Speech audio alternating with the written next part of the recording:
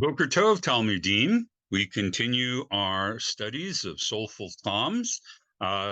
Today we are going to be looking at Psalm 24. Rather like a movie that gets released the same weekend as a Spielberg film, Psalm 24 doesn't get nearly as much attention as Psalm 23, which immediately preceded it, which is not to say it's not a great psalm.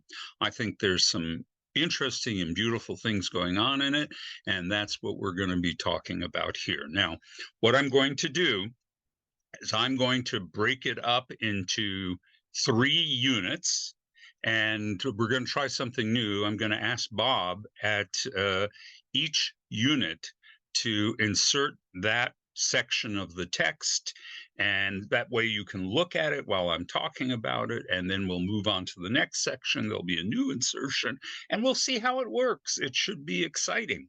So Psalm 24 begins, as so many psalms do, with a psalm of David. And as I've already explained to you, that doesn't mean that it's actually by David. It actually says a psalm for David or to David. So it could easily be the composition of another troubadour or scribe who was writing at the time of David. So we're going to start with the first section, which is a short section. It is verses 1 and 2. So Bob, you can insert verses 1 and 2 here. The earth is the Lord's, and all that it holds, or often is translated, and all of its fullness, which I happen to like. I like the phrase fullness. I don't know, there's something about it that just works better for me. The world and its inhabitants, or the world and those who dwell there. He founded it upon the ocean, set it on the nether streams. Now, this reflects ancient Israelite cosmology, which believes that the world, the land, sits upon water. And so, and the land is extending down into these subterranean pillars that rest upon a foundation that no one understands. So anyway, that's describing that. It's not so different from the way we envision islands, which are basically the tips of mountains that expose themselves above the ocean. But that's how the Israelites thought about the whole world. So the beginning is cosmic. It focuses on the grandest kind of vision. And once again, I think a common theme in the Psalms is movement or progression. So we're done with that section, and now we're going to go to the second section, Bob, which is going to be verses 3 through 6. And Bob is going to insert 3 through 6 here. If this sounds familiar, don't be surprised. Phrases, particularly felicitous turns of phrase, often get repeated in the Psalms or elsewhere in the Bible. So this is one that you have heard before from Psalm 15. Who may ascend the mountain of the Lord? Who may stand on his holy place? He who has clean hands and pure heart, who has never taken a false oath by my life or sworn deceitfully. He shall carry away a blessing from the Lord, a just reward from God, his deliverer. Such is the circle of those who turn to him, Jacob, who seek your presence. So we now have a second section that is narrowing down the focus quite a bit, and it's about ascending the mountain of God, which would be the ancient temple, and the rhetorical question, who can ascend the mountain of God, who can stand in his holy place, and then it's question and response. Now, I do not know how this was originally performed. Maybe there was one group of Levites who would shout the question and another group of Levites who would give an answer. But it's very likely that the way this psalm was originally used in situ in its original context was that it was recited as people climbed the staircase or ascended the hill upon which the ancient temple sat. And so it is designed to take you from sacred or ordinary space up into holy space.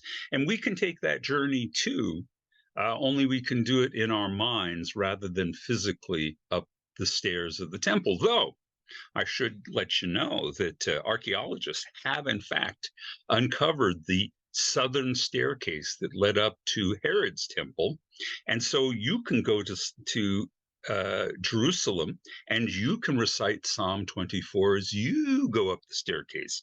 Unfortunately, it doesn't lead anywhere. It doesn't take direct access into the temple anymore, onto the temple grounds, because of the whole Dome of the Rock thing, et cetera, et cetera. But you can recite where scholars widely believe this psalm was originally recited.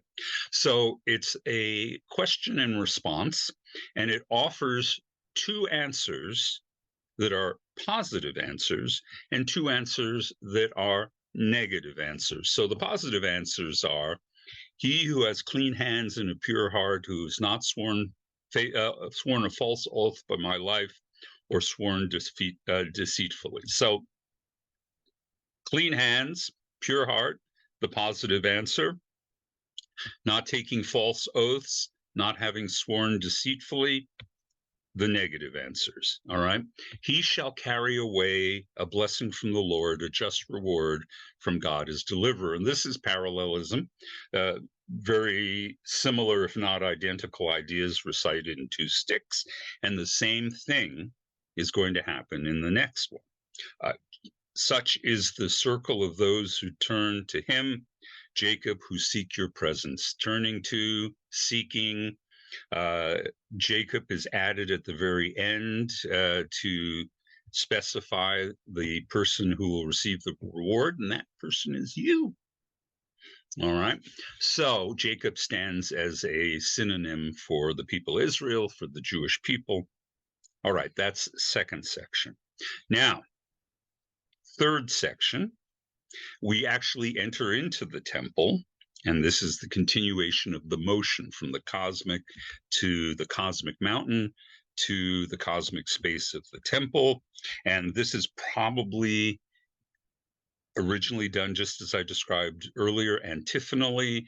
Maybe there were two groups of Levites reciting with answer and or statement and response as they go, a kind of divine procession and entrance hymn up into the temple itself.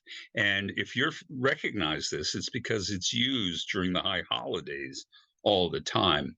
If we did a weekly Torah reading, this would also be used as the liturgy for returning the Torah to the ark, because of course we open the gates of the ark in order to put the Torah back. So in that way, suddenly our little humble ark becomes fused with the doors of the temple, and we feel like we are also entering cosmic space. So here's the third part, which would be verses 7 through 10, Bob. O gates, lift up your heads on high, your everlasting doors, so the King of glory may come in. And then the antiphonal response: who is the King of glory? The Lord, mighty and valiant, the Lord, valiant in battle. O gates, lift up your heads, lift up your everlasting doors, so the King of glory may come in. Who is the King of glory? The Lord of hosts. He is the King of glory. Now, you'll see the reference to valiant in battle. We've talked before about how God is often imagined as a divine warrior, but I think this is more metaphorical. This is probably a sense that God triumphs over all things. Nothing can stand in opposition to God. And so that is the message here, not necessarily a battle triumph. In fact, it may be rooted in the ancient Israelite tradition of singing victory songs. We know the victory songs because we've seen at least a couple of them.